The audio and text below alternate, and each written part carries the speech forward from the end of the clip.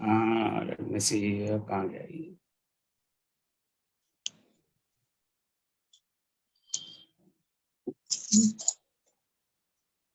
तो मैं कई सारी स्लाइड शायद समय के अभाव में स्किप कर दूं।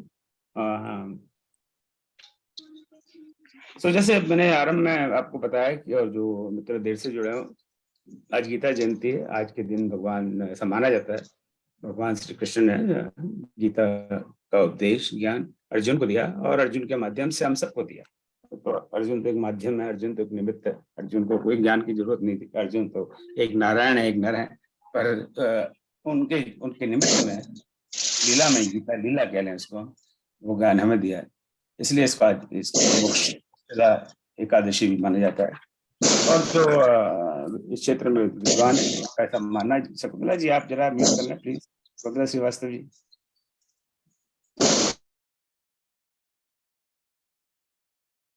ठीक है, इस कि ये 5159वीं जयंती है, पर ये इसके विषय में मैं कोई श्योर नहीं हूँ। तो करीब ये 5000 पहले इस गीता को भगवान श्री कृष्ण ने प्रकट किया और इसे हमें दिया।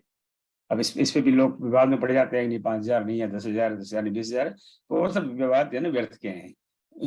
महत्वपूर्ण चीज है भगवत गीता। वो 5000 साल पहले कही गई है, 10,000 साल पहले की गई है, 5 लाख साल पहले, उससे क्या फर्क पड़ता है। अब मेरे मन में दो प्रश्न आते हैं आज इस जयंती पे। एक तो है कि गीता क्या है, और गीता है क्या, व्हाट इज गीता। और दूसरा, गीता में क्या है, व्हाट इज इन गीता। अब आप कहेंगे ये क्या अजीब सी बात कर रहा है, गीता क्या है, गीता में क्या है, बात तो एक ही है। तो गीता क्या है, एक उसका बाह्य स्वरूप है।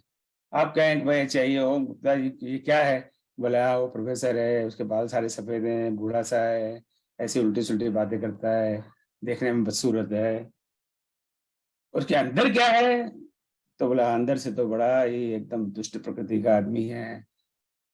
तो वो दो अलग अलग बातें हैं। अब गीता के अंदर क्या है, इसके बाद आज के सेशन एंड में हम बात करेंगे इस प्रश्न का कैसे उत्तर ढूंढे। पर आज मेरा फोकस थोड़ा इस पे रहेगा कि गीता गीता क्या है, और उस पर हम बात, उसके बाह्य बाह्य स्वरूप पे बात करेंगे, बाहर से वो क्या है। तो अगर उसको बिल्कुल भाषा की दृष्टि से देखें, तो श्रीमद् भगवद गीता श्री भगवान द्वारा दिया हुआ गीत, गीता है नहीं, गीत कि उनके द्वारा दिया हुआ गीत है। और the word of God, the words of Lord, the divine song, celestial song, ये इसको हम एक बिल्कुल संक्षेप में कह सकते हैं कि भाई स्वरूप यह है कि भाई भगवान का दिया हुआ शब्द है। अब मैं थोड़ा सा विषय का थोड़ा सा परिवर्तन कर रहा हूँ, और फिर बाद में इस विषय पे आता हूँ। ये मेरे किसी अन्य प्रेजेंटेशन से ये लिया हुआ पार्ट है, आपने कुछ लोगों ने पहले सुना होगा, तो उनसे मैं क्षमा मांगता हूँ। तो अगर हम आज देखें भगवत गीता को, तो आज हम विश्व को देखते हैं, आज की तारीख में क्या, आप इस सारे विश्व में करीब 7 अरब लोग हैं आजकल, राइट। तो इस विश्व में कितने धर्म हैं, अब बहुत सारे धर्म हैं, और अब धर्म सब जैसा है, इसका कोई ये बहुत बड़ा क्लिष्ट शब्द है, अब गीता में भगवान ने बताने की कोशिश की धर्म क्या है, तो धर्म शब्द की व्याख्या आज नहीं कर रहे हम। पर जो इसको धर्म कहते हैं, रिलीजन कहते हैं, सो संप्रदाय कहते हैं, अंग्रेजी में उसको फेथ कहते हैं। सो विश्व के मुख्य धर्म कौन से हैं आज की तारीख में, बताइए, आप बताएं। पर आज की तारीख में कौन सा मुख्य धर्म है, सबसे सबसे ज्यादा पॉपुलर पॉपुलर कह लें धर्म कौन सा है, और कौन सा रिलीजन कौन सा है आज की तारीख में। हाँ जी भाभी बताइए। क्रिश्चियन।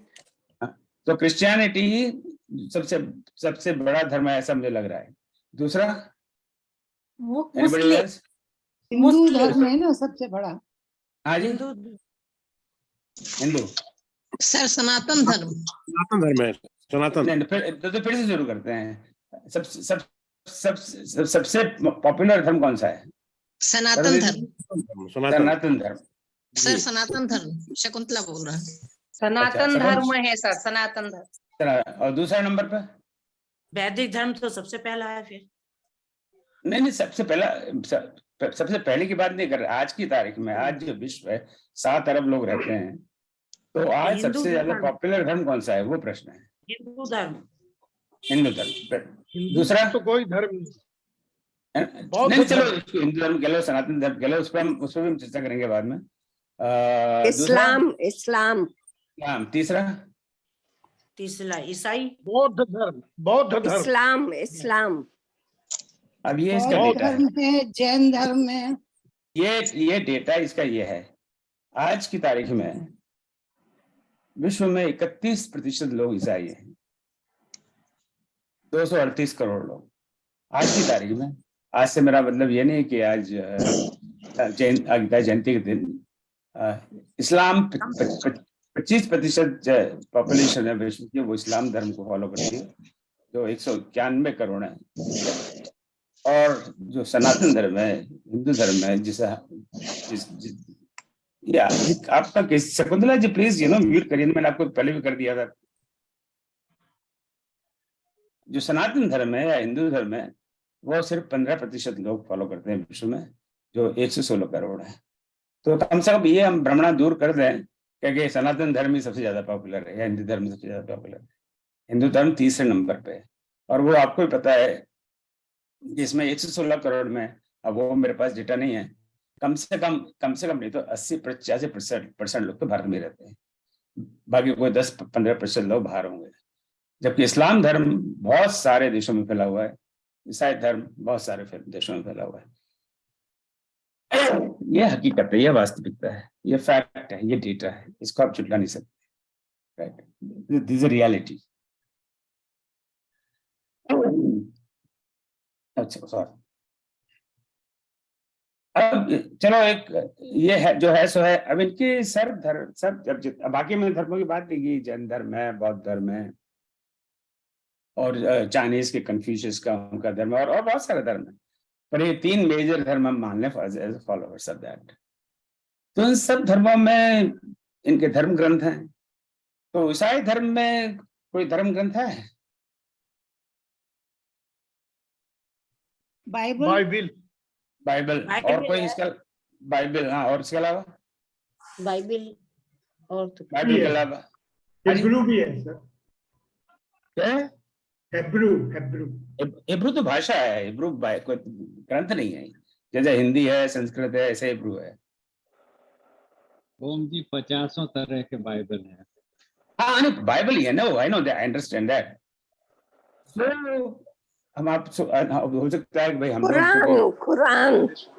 कुरान हिंदू धर्म में है, इस्लाम है, तो आज पता लगा। कुरान इस्लाम धर्म, कुरान तो मुस्लिम। तो हम सब पढ़े लिखे हैं, हम सब कॉलेज गए हैं, सबके पास BA MA PhD की डिग्रियां हैं, तो ऐसा भी नहीं कि हम बिल्कुल ही अज्ञानी हैं। तो हम पता है कि ईसाई का धर्म में जो ग्रंथ है उनका वो बाइबल है, और बाइबल के फॉर्म ओल्ड टेस्टामेंट है, न्यू टेस्टामेंट है, और पर है बाइबल सब। इस्लाम में अभी बताया था वो जो कुरान शरीफ उनका धर्म ग्रंथ है।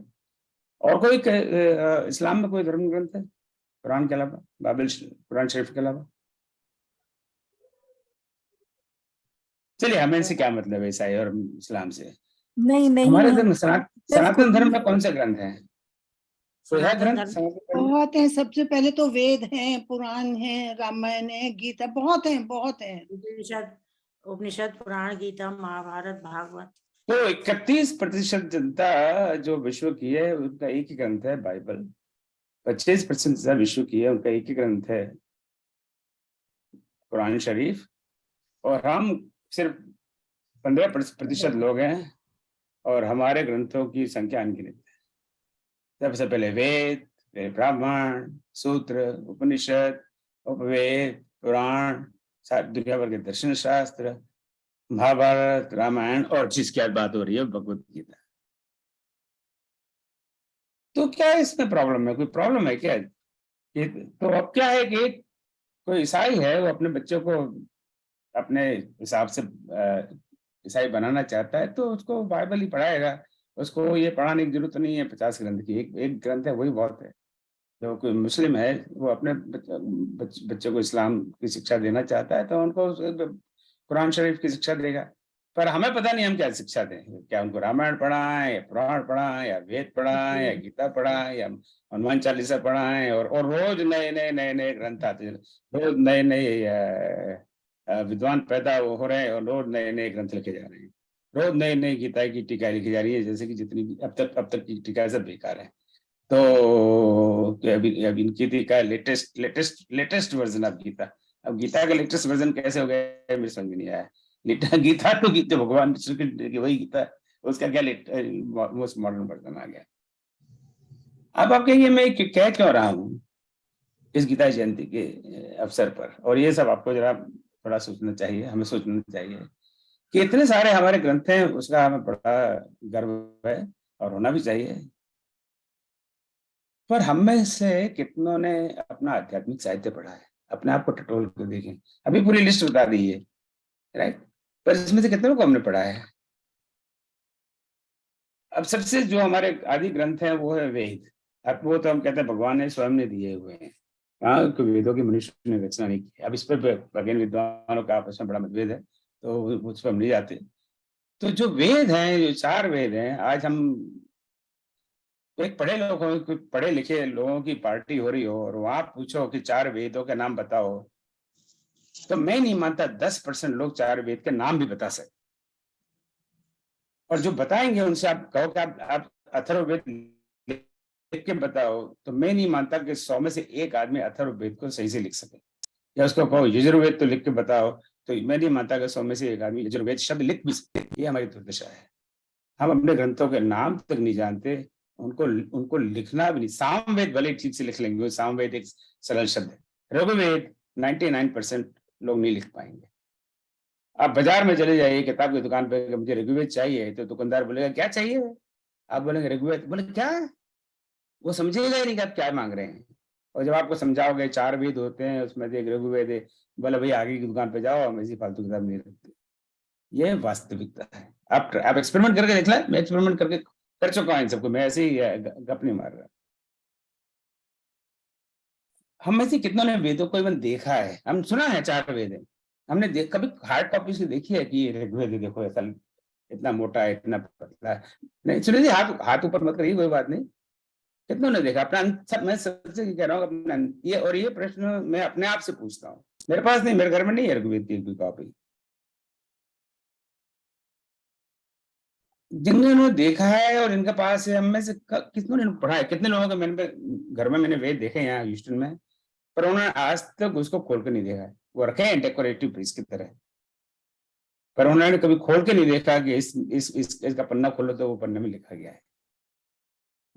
तो डेकोरेशन के लिए बड़े अच्छे लगते हैं वो, उनको डेकोरेशन का उपयोग किया जाता है। हम ये रामचरितमंथन है यहाँ पर, जैसे वाल्मीकि रामायण जो आदि कवि कहे जाते हैं, वाल्मीकि जी, वाल्मीकि रामायण आदि काव्य कहा जाता है। हमें से कितना ने वाल्मीकि रामायण को पढ़ा है और कितना को पढ़ने की उत्सुकता है? मैं नहीं कह रहा ये सब जरूरी है, पर मैं बता रहा हूँ कि इस्लाम धर्म क्यों आगे बढ़ रहा है। कई कारण है। क्रिश्चियन धर्म क्यों आगे बढ़ रहा है और हम क्यों आगे नहीं बढ़ रहे, उसका कारण हमें अपने आप में ढूंढना है। अब हम कहेंगे अरे आके वो लोग आके लोगों को लालच देते हैं, उन पर अत्याचार करते हैं, वो हो सकता है सही हो, पर हम क्या करते हैं? वो वही करते हैं जो उनको ठीक लगता है, उनको धर्म को आगे बढ़ाने के लिए। पर हम क्या करते हैं अपने धर्म को आगे बढ़ाने के लिए? हम तो खुद अपने ग्रंथ नहीं पढ़ते, और उनकी तो क्या बात चलेगी। अब गीता पर आते हैं, जो सिर्फ 700 श्लोकों का ग्रंथ है। इतनी पतली सी किताब है। हम में से कितनों ने इसका अध्ययन किया है? कोई बहुत मोटी किताब नहीं है, 5 रुपए में आती है, 10 रुपए में आती है। इसका हम अध्ययन नहीं करते ना, ये वास्तविकता है। यहाँ तक हनुमान चालीसा को हम, ठीक है, बहुत लोग इसको गाते हैं, पढ़ते हैं, पर इसको समझने का तक हम प्रयास नहीं करते। और मैंने कई फोरम पर कहा था, इसमें जो शब्द बजरंगी और कई शब्द हैं, महावीर विक्रम बजरंगी, और उसको टोक लोग बजरंगी की क्या मतलब है, कोई पता नहीं क्या मतलब है। तो ये एक सिचुएशन है जो आज की वास्तविकता, आज की हकीकत है, और इससे हम नहीं जूझना चाहते, इसको हम नहीं फेस करना चाहते, इसको अब अवॉइड करना चाहते। और अवॉइड करना चाहते हैं, उसका रिजल्ट क्या हो रहा है जो हम देख रहे हैं। औरों को तो छोड़िए, हमारे बच्चे ही हमारी संस्कृति को, हमारे धर्म को फॉलो नहीं कर रहे, और उसके कारण हम हमारे अंदर ही है, हमें बाहर झांकने की जरूरत नहीं। हजारों ग्रंथ हैं, बड़े मोटे मोटे ग्रंथ हैं। महाभारत 1 लाख श्लोक है। अब 1 लाख श्लोक कौन पढ़ेगा? रियलिटी है, ये वास्तविकता है, राइट। वाल्मीकि रामायण 24,000 श्लोक है। अब 700 श्लोक का हम भगवत गीता को नहीं पढ़ेंगे तो 24,000 श्लोक कौन पढ़ेगा? सारे श्लोक सारे ग्रंथ संस्कृत भाषा में हो सकता है अपवाद हो, हमें संस्कृत क्या हिंदी नहीं आती, तो उसकी उपयोगिता आज खत्म हो गई। और जो अनुवाद हैं उनकी भाषा, अधिकांश अनुवाद की भाषा इतनी जटिल है, जैसे वो खक जाने खक की भाषा, वो विद्वान इसको समझ सकते हैं। एक सामान्य आदमी के लिए अनुवाद नहीं लिखा जाता, वो विद्वानों के लिए लिखा जाता है। अब मैं किसी पर्टिकुलर पुस्तक का नाम नहीं ले रहा। अब गीता की जो अभी भी जो आजकल पिछले 50 साल में जो अनुवाद लिखे गए हैं उनको आप खोल के देख लीजिए। उनके हिंदी में अनुवाद हो या गुजराती में अनुवाद हो या तमिल में हो, उनकी भाषा इतनी जटिल है, अनुवाद की भाषा भी, कि ऑर्डिनरी आदमी नहीं पढ़ सकता। आध्यात्मिक साहित्य की शिक्षा का अभाव है, स्कूल में तो हम पढ़ाते ही नहीं है, और न घर में पढ़ाते हैं। हमारे विद्वानों में मतभेद है। वो गीता पे भी एक विद्वान कुछ कहेगा, दूसरा कुछ कहेगा, तीसरा कुछ कहेगा। मंदिरों में मतभेद है। तब जब आपस में बड़े बड़े लोग ही मतभेद रखते हैं तो वो बात आगे कैसे बढ़ेगी? आत्मश्लाघा पर बहुत जोर है। सब अपने आप को बड़ा पंडित बताना चाहता है और दूसरों को इग्नोर करना चाहता है। संदर्भों का भाव है। तो ये सारी समस्याएं हैं। तो इसका कोई उपाय है क्या? अगर जब तक इसका कोई उपाय नहीं है तब तक इस बीमारी का कोई इलाज नहीं है। मैंने अब तक आपको जो बताया वो है कि किस बीमारी से हम लोग ग्रसित हैं और उस बीमारी को हम कैसे ठीक करें। तो इसका तरीका क्या है, इसका सोल्यूशन क्या है? आप बीमारी तो बता दिया, आप अपने किसी डॉक्टर के पास चले जाओ, उन्होंने देख लिया कि अच्छा आपको ये बीमारी है, आप जाओ घर, तो अब उससे क्या फायदा? भाई डॉक्टर साहब को दवाई तो दो, बीमारी तो आपने बता देगी ये बीमारी है, पर इसकी कोई दवाई तो होनी चाहिए। क्या दवाई है? तो उसकी दवाई ये है इस कलयुग में कि इन पुस्तकों का एक संक्षेपण और सरलीकरण चाहिए। इन्हें हमेशा कोई 1 लाख श्लोक की महाभारत नहीं पढ़ने वाला। अब कोई से मेरा मतलब ये नहीं कि वो कह गाने नहीं उसने पढ़ी है, हो सकता है 1% लोगों 2% लोगों, पर 95% लोग महाभारत नहीं पढ़ेंगे। तो उसका कुछ कंडेंस्ड फॉर्म हो, संक्षेप फॉर्म हो सोच सकता है उसको पढ़ना। और दूसरा, उनको आज के युग में जो समाज है तो उसके हिसाब से उनको थोड़ा सरल करना पड़ेगा ताकि वो समझ सकें। ये फर्स्ट स्टेप है, ये मेरा प्रपोजल है। अब इतने सारे हम ग्रंथों की बात किया, इसकी पूरी लिस्ट बनाए, इसकी पूरी लिस्ट कोई बना भी नहीं सकता। इसके मैं चुनौती देता हूँ, हम सब बड़े बड़े विद्वानों को चुनौती देता हूँ कि हमारे जो ग्रंथ हैं, आध्यात्मिक ग्रंथ हैं, उनकी पूरी लिस्ट बना के मुझे दे दें, और विद्वान सहमत हो जाएंगे। पूरी लिस्ट संभव ही नहीं है, क्योंकि हमारे ग्रंथ हजारों साल पुराने हैं। बहुत सारे ग्रंथ लुप्त हो गए। आप कहें उपनिषद कितने हैं, उसका किसी को कोई पता नहीं। कोई कहता है 100 है, कोई कहता है 110 है, कोई कहता है हजारों उपनिषद थे पर सब लुप्त हो गए। तो अब सब लुप्त हो गए तो फिर उसका क्या करें हम, बताइए, राइट? तो पर सौभाग्य से कम 2 ऐसे ग्रंथ हैं जो अभी भी जनमानस में प्रचलित है और जनमानस को जानकारी है। उसमें एक है रामचरितमानस, जो तुलसीदास जी ने 500, 450 और 550 साल पहले रामायण का संक्षेपण किया है। उन्होंने क्या किया है, वाल्मीकि रामायण को जब लोगों ने पढ़ना बंद कर दिया है, कम कर दिया और समाज दूर होता चला गया, उन्होंने कहा इस रामायण को दोबारा लिखने की आवश्यकता है और जनमानस में लिखने की बात है। जो मैंने अभी 1 मिनट आपको बताया कि इसका एक संक्षिप्त फॉर्म किया जाए, वो 24,000 श्लोक की जगह संक्षेप में लिखा जाए और उसको सरल भाषा में लिखा जाए ताकि लोग पढ़ सकें। और वो उनका जो मैं समझता है फर्स्ट एक्सपेरिमेंट था इस तरह का, जो तुलसीदास जी ने हमें यह रास्ता बताया। मैं यह रास्ता आपको नहीं बता रहा, बाबा तुलसीदास से बता सके कि ग्रंथों का हमें अब ये 450 साल पहले की बात है, और 500 साल में तो और बहुत कुछ नुकसान हो चुका है हमारे समाज में कि हम रामायण का संक्षेप, तो उन्होंने रामायण का संक्षेपण किया। 24,000 श्लोक से उन्होंने सिर्फ 12,000 पंक्तियों में लिखी, जो करीब रामायण का 1/3 अबाउट 30% है, और बिल्कुल सरल भाषा में लिखी, जो गांव के बिल्कुल अनपढ़ लोग भी उसको समझ लेते हैं। तो उसको सरल भी किया और उसको छोटा भी किया। और दूसरा ग्रंथ है वो श्रीमद् भगवत गीता है, जो आज भी पॉपुलर है, और आज गीता जयंती पर हम भगवत गीता की बात कर रहे हैं और बड़ी बड़ी संस्थाएं उसका प्रयोग कर रही हैं। और जैसे आदरणीय डॉक्टर कामेश्वर जी ने बताया था, ये सब शास्त्रों का, सब वेदों का निचोड़ है। तो हम अगर सारे वेद पढ़ने में असमर्थ हैं या नहीं पढ़ना चाहते हैं, जो भी कारण है, कम से कम भगवत गीता को तो पढ़ लें। और भगवत गीता को हम पढ़ लें, छोटा सा एकदम संक्षेप पढ़ने से संक्षेप क्या होगा, सिर्फ शास्त्र श्लोक में सारे शास्त्रों का, सारे उपनिषदों का ज्ञान भगवान कृष्ण स्वयं दे रहे हैं, तो इससे बड़ी बात क्या हो सकती है। तो सारे ग्रंथों का सारे श्रीमद् भगवत गीता है। तो कम से कम मेरा निवेदन यह है आप सबसे, और अंत में कुछ समय मिला तो इस बारे में बात करूंगा कि इसमें हमारी क्या जिम्मेदारी बनती है कि कम से कम इन 2 ग्रंथों का तो हम थोड़ा प्रचार प्रसार करें। हम लोग प्रचार प्रसार नहीं करते। हम अपने पड़ोसी को भी नहीं कहेंगे कि रामचरित मंथन का कार्यक्रम होता है, मैं वहां पर मैं हर शनिवार को जाती हूँ, कहूंगी या कहूंगा तो भी मजाक बनाएगा, ये क्या है, फालतू में टाइम वेस्ट कर रहा है।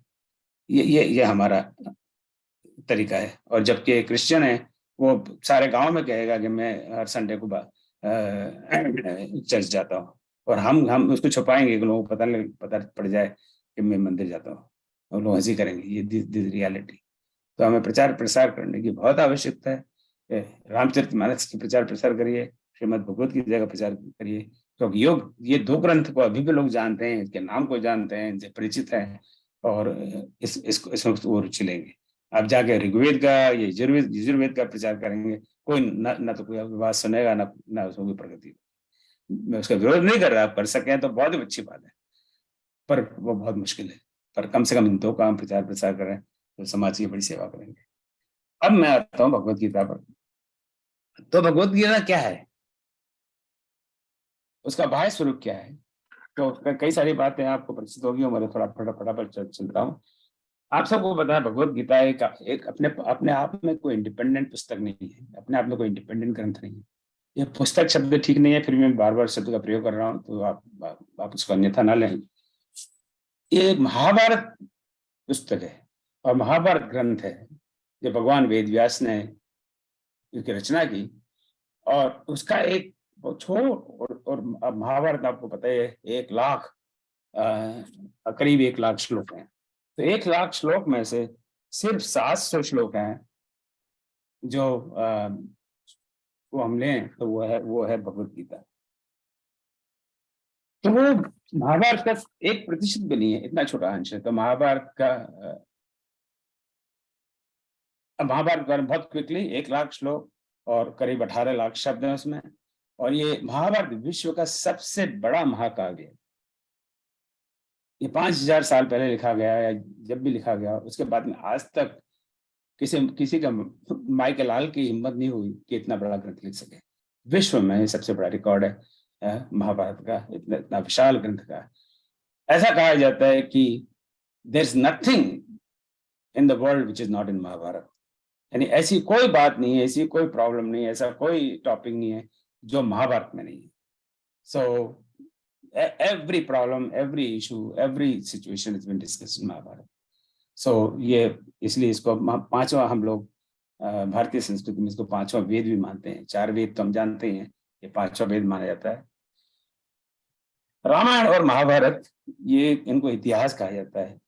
तो इतिहास का मतलब अंग्रेजी में हिस्ट्री एज इट हैपेंड, जैसे आंखों देखा वर्णन, जो जैसा हुआ उसका वर्णन। अब जो घटनाएं हुई उन्होंने अपने जैसा उन्होंने समझा उसी प्रकार से उसका वर्णन किया, तो वो गया महाभारत। और जब राम कथा में जो घटनाएं हुई और जैसा वाल्मीकि जी ने उनको देखा और समझा, उसका अपने शब्दों में लिखा, वो हो गया इतिहास। तो ये इतिहास है, वेद व्यास जी द्वारा रचित है। और आपको ये कथा, चूंकि समय का अभाव है इसलिए इस कथा का वर्णन नहीं करूंगा। वेद व्यास जी जो स्टेनोग्राफी की जो कला है वो फिर आज फिर लुप्त हो रही है। हम लोग मैं जब इंडिया में प्रोफेसर था तो वहाँ पे I used to have stenographer, तो अपना लेटर हुआ डिक्टेट कर दिया, वो अपना डिक्टेशन लेके फिर टाइप करके ले आते थे।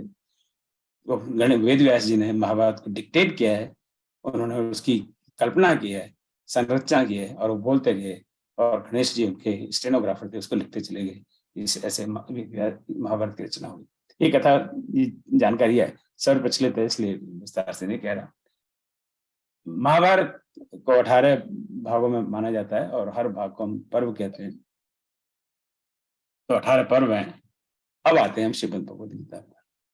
तो श्रीमद् भगवद गीता में 700 श्लोक हैं। ये भी एक थोड़ा सा प्रश्न है, इस पर मैं थोड़ी देर में चर्चा करता हूँ।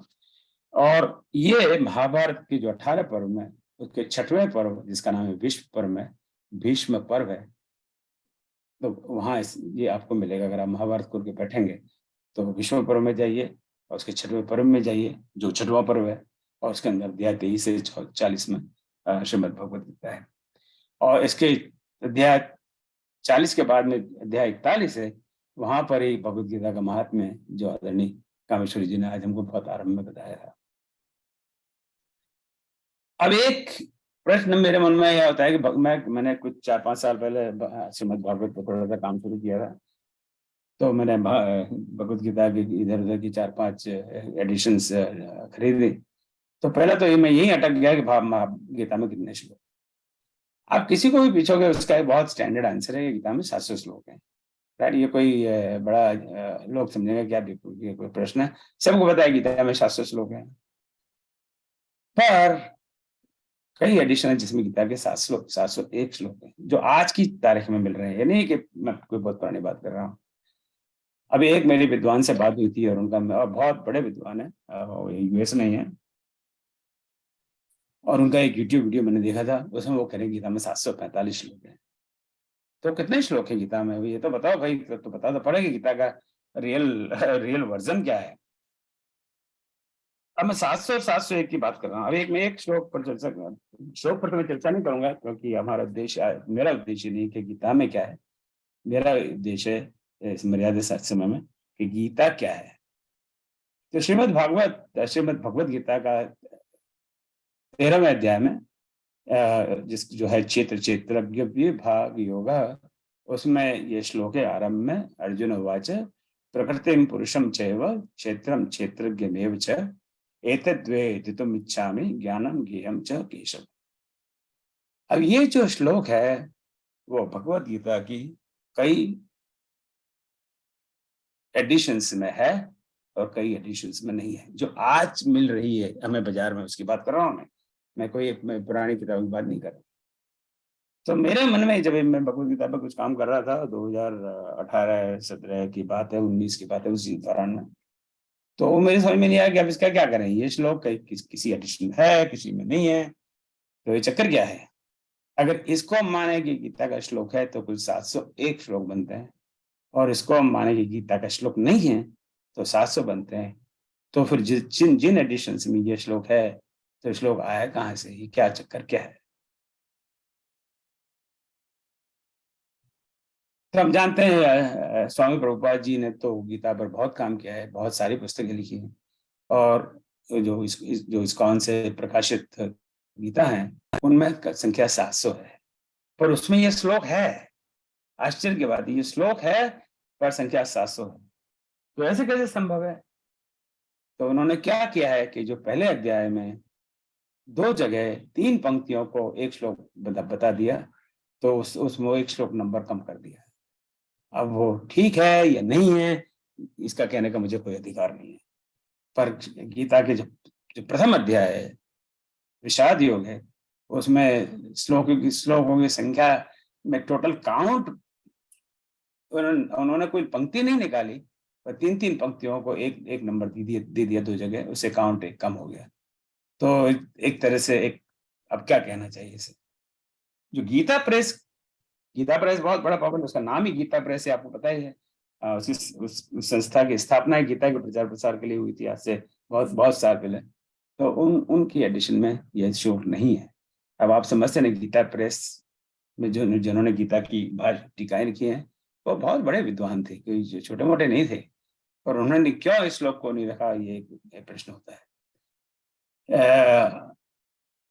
नारायण गोस्वामी महाराज जी जो गौड़िया मठ के जिन्होंने स्थापना की, उनकी जो टीका है ये बिल्कुल, ये सब मॉडर्न है, ये बहुत पुरानी नहीं है ये नारायण गोस्वामी जी की।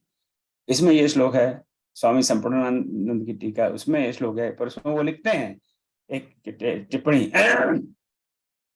This verse has been omitted in many editions. वो टिप्पणी में लिखते हैं, वो गोस्वामी लिखते हैं कि ये वर्स और कई नहीं है। एक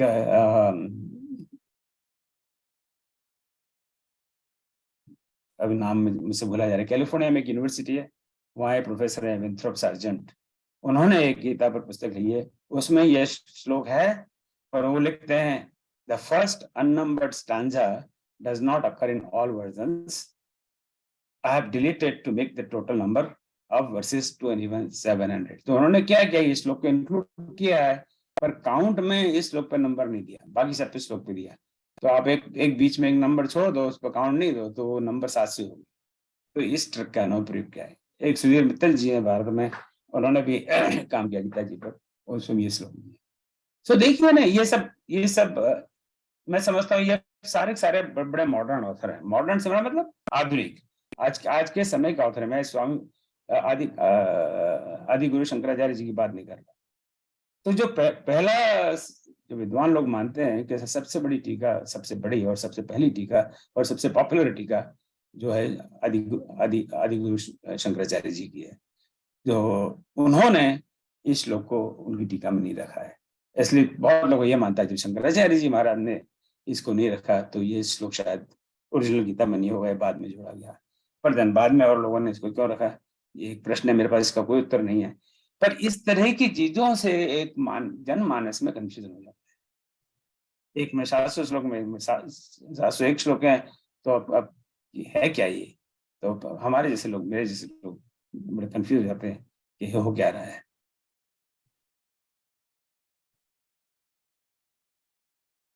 तो फिलहाल हम चलो 700 श्लोक मान के चलते हैं।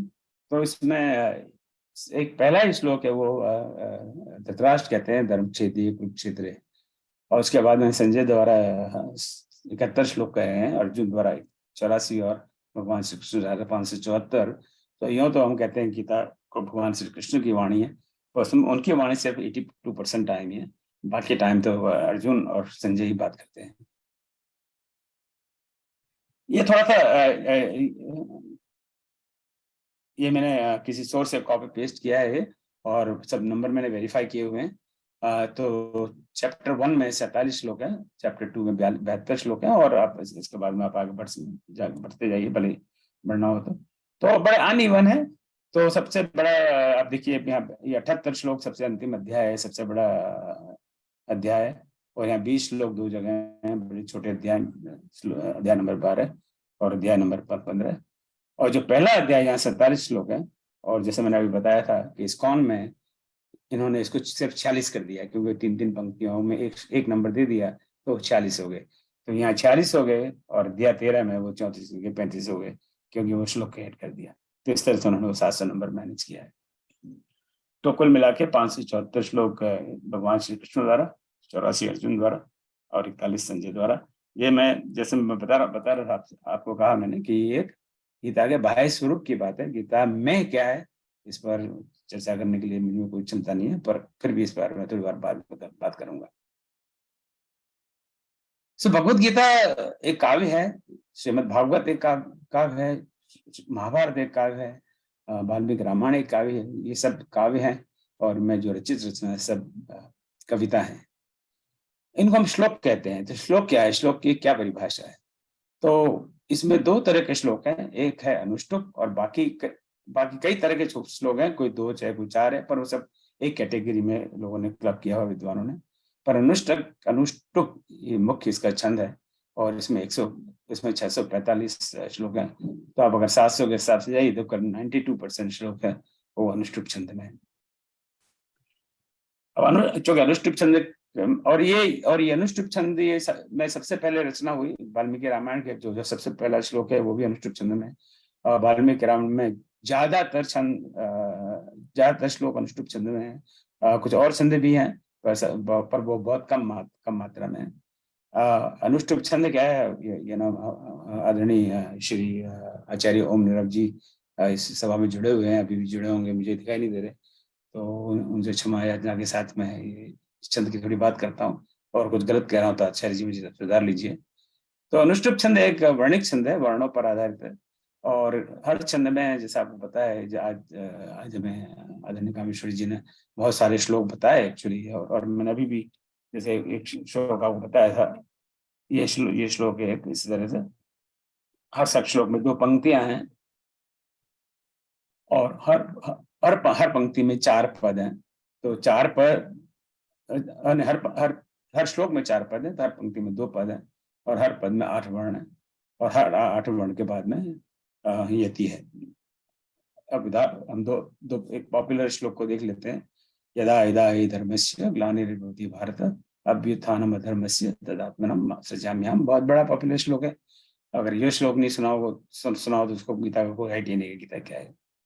सो इसके जो पहले 8 वर्ण है, यदा यदा हि धर्मस्य, ये 8 वर्ण, ये एक पद हो गया। फिर ग्लानिर्भवति, तो ग्लानिर्भवति 3 3 2 3 3, ये 8 वर्ण हो गए। और अभ्युत्थान, तो 2 3 4 वर्ण वो, अधर्मस्य 4 वर्ण वो 8, फिर तदात्मनम 4, और यहाँ 4 वर्ण हो। यहाँ जो आधे अक्षर होते हैं उनकी गणना नहीं होती है वर्णिक छंद में, तो इसी हिसाब से 8 8 8 8। अब गीता, एक छंद को लिखना और उसको पढ़ना 2 अलग अलग बातें हैं। तो अभी फिलहाल मुझे एक किताब मैंने अमेज़न पे देखी थी, उसका नाम है भगवत गीता रीडर्स। दिखे आपको, शायद दिखे ना दिखे। तो इसमें ये इस पुस्तक में ये बताया गया है कि हमें किताब को, इस पुस्तक को यानी श्लोक को कैसे पढ़ना चाहिए, सही उच्चारण के साथ, फोकस सही उच्चारण के साथ कैसे पढ़ना चाहिए। मुझे बड़ी अच्छी ये पुस्तक लग रही है। तो हर श्लोक को उन्होंने बताया कि कहाँ पे हमें रुकना चाहिए। तो यदा यदा हि धर्मस्य, फिर रुकिए थोड़ा, ग्लानिर्भवति भारत, फिर रुकिए जरा, दूसरा पद हो गया अभ्युत्थानम् अधर्मस्य, रुकिए जरा, तदात्मनम् सृजाम्यहम्, रुकिए जरा। अब इस श्लोक में तो थोड़ा स्पष्ट है, पर हर श्लोक में इतना स्पष्ट नहीं होता। हर श्लोक में तो संधि का विच्छेद करना पड़ता है और सही जगह पे यति करनी पड़ती है। तो हर श्लोक का उन्होंने इस तरह पे डिस्क्रिप्शन दिया है कि हमें किस तरह से पढ़ना चाहिए। गीता में 18 अध्याय हैं, ये सब हम सबको पता ही है, तो इस पर मैं नहीं जा रहा। हर अध्याय को एक योग के हिसाब से विद्वान ने बताया गया है, तो उस पर मैं नहीं जा रहा। तो क्या तरीका है हमारे शास्त्रों को समझने का, हम उनको थोड़ा संक्षेप करें, हम करें। अब हमारी तो क्षमता नहीं है, जो बहुत बड़े बड़े विद्वान हैं बड़ी मोटी मोटी किताबें लिखने के बजाय उनको छोटा करें। अगर महाभारत 1 लाख श्लोक का ग्रंथ है तो उसको 1000 श्लोक में या 10,000 श्लोक में, 5,000 श्लोक में उसको बताएं, उसे छेड़छाड़ किए बिना, और उसको थोड़ा सरल करें ताकि हम समझ सकें। तभी हम अपनी संस्कृति को आगे बढ़ा सकते हैं। और गीता तो ऑलरेडी इतना संक्षिप्त है, उसका हम प्रचार प्रसार कर सकते। इसका एक प्रयोग हम कर ही चुके हैं, आपको पता ही है। एक तुलसी रामायण, जो अब तुलसी रामायण भी अब बहुत मोटा ग्रंथ हो गया, उसको भी नहीं पढ़ पाते। 12 साढ़े 12,000 इसमें पंक्तियां हैं, तो उसको 1008 पंक्तियों में छोटा करने का हमने प्रयास किया। आपको बहुत लोगों को पता है, और चूंकि अपना समय हो रहा है तो मैं इस पर चर्चा नहीं करता।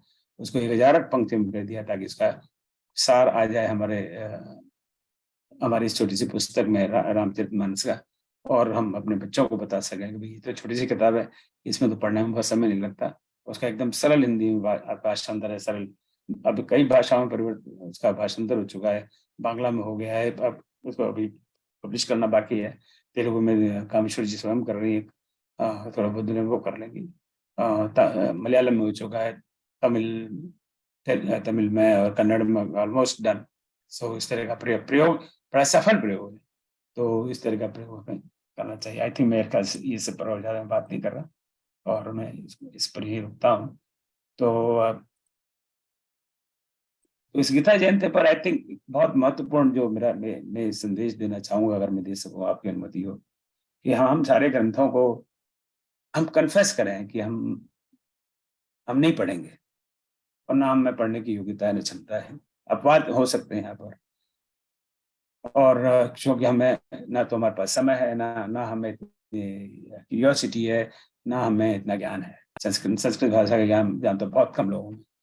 तो बड़े विद्वानों के लिए ये एक चैलेंज है, चुनौती है कि वो इस दिशा में काम करें और इनको छोटा कर रहे हैं, सरल कर रहे हैं, और एक सामान्य समाज जनता को तक पहुंचाएं ताकि ग्रंथ आगे बढ़े।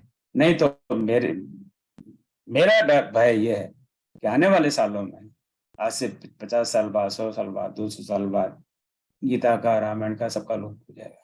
जैसे अब मैं कहना नहीं चाहता इन शब्दों को, जैसे वेद का लोप हो गया, उपनिषद, अब हम उपनिषद का नाम ले, ठीक है, 1-2 कठोपनिषद, ईशावास्योपनिषद 2-4 उपनिषदों का नाम हमको भले याद आ जाए, पर हम लोग दिन भर अब कम ही कहते हैं, और सैकड़ों उपनिषद थे, उनका लोप हो गया।